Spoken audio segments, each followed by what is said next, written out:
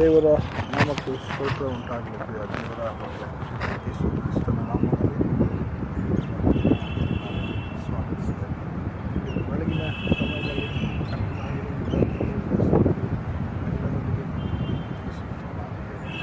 ವಿಶ್ವಕ್ಕೂ ಆಗಿರುವಂಥ ದೇವರು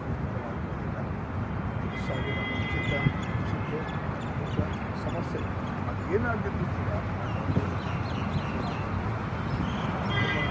ಆತ್ಮಿಕ ಇದರಲ್ಲಿ ಆತ್ಮಿಕ ಜೀವನದಲ್ಲಿ ಒಳ್ಳೆಯ ಸ್ಥಿತಿ ಇಲ್ಲದೆ ಗುರಿ ಇಲ್ಲದೆ ಇರುವಾಗ ಬರುವುದು ಸಹಜ ಆಗುತ್ತಾ ಯುದ್ಧ ನಿನ್ನಲ್ಲಿ ಬರುವುದು.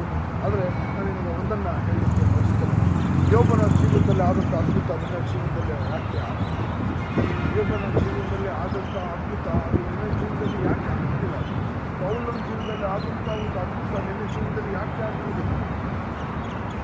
ಎಲ್ಲವೂ ನಿನಗೆ ಒಂದು ಪಾಠವಾಗಿ ಕಲಿಯುವಂಥ ಒಂದು ವಿಷಯ. ಇದೆಲ್ಲವೂ ನಿನ್ನ ಜೀವನದಲ್ಲಿ ಒಂದು ಬಿಡುಗಡೆ ಕೊಡುವಂಥ ಒಂದು ಸಂದೇಶ. ಒಂದು ವೇಳೆ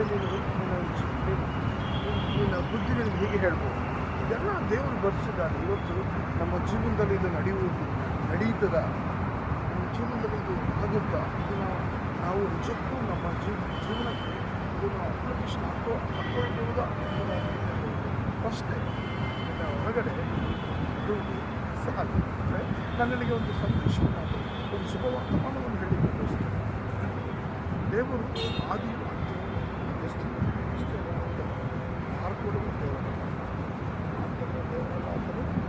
ಮಾರ್ಪಡಿಸುವಂಥ